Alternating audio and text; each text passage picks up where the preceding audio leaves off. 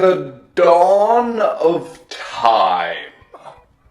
And by that I mean the 1970s. Video games were only found in arcades. And while many of those games were meant for entertainment purposes, they also had an ulterior motive: to take all of your quarters. Games back then weren't that long. Hell, Donkey Kong was only 4 levels.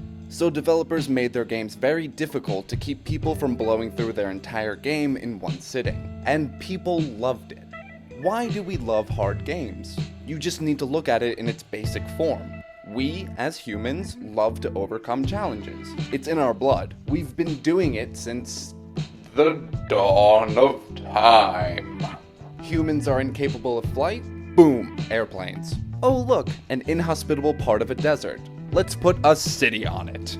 Halo on Legendary? More like Halo on Legend piece of cake? Dairy. Anyway, as time went on, more games came out and we saw a whole range of difficulty. Recently, especially after Dark Souls came out, there has been an explosion of debate about the value of difficulty in games. Before we jump into this whole mess, we have to ask a very basic question. What makes a game hard? Yes, hard games are hard because they were designed to be difficult.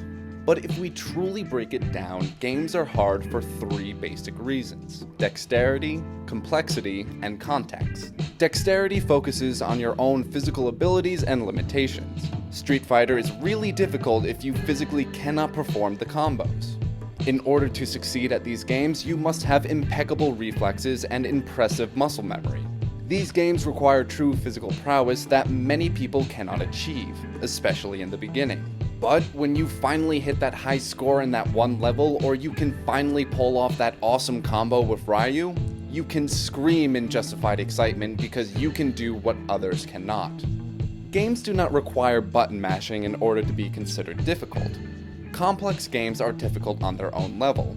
You must have a strong understanding about the game or the situation that you're currently in. If you cannot juggle multiple tasks at once, then you'll be left in the dust. League of Legends not only requires high dexterity, you also need some good intelligence rolls as well. You need to understand last hitting, hero counters, hero abilities, hero roles, game meta, item builds, ward locations, jungle respawns, map awareness, and plenty of other stuff if you want to be considered average at the game. And friendly tip, get a basic understanding of these aspects in bot games. The League community isn't kind to people that aren't competent at the game. The context of the game can either be referring to certain conditions of a game or the weight that a game puts on the player. Roguelike games perfectly describe the former. The levels are completely randomized. Cakewalk. There's no true end to the game. No problem. If you die, you must start over from the beginning. Oh. Adding that condition changed the game from a bum rush of explosions to cold calculations in order to survive the impending chaos. Context doesn't always have to refer to gameplay. It can deal with more abstract concepts. There's a mission in Mass Effect 2 that I had a great difficulty in completing. And I think some of you know where I'm going with this already. Spoiler warning. Skip a minute if you don't want anything ruined for you. Good? Yeah? Ready? Okay, so in Legion's loyalty mission, you are posed with a choice dealing with the heretic Geth. You can either choose to rewrite them or simply destroy them.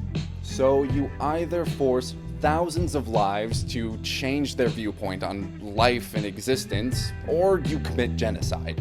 There's no time limit, and all you need to do is press a simple button. Simple? Well, technically, yes, but look at it in its context.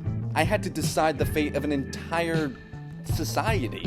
I found this to be incredibly challenging, especially at 3 o'clock in the morning surrounded by empty coffee cups and ring-ding wrappers. Now that we have a basic understanding of what makes a game hard, we can start applying these concepts to games that we know. And as you can plainly tell, not all games hit these marks. So, do we mark these games as bad and call it a day?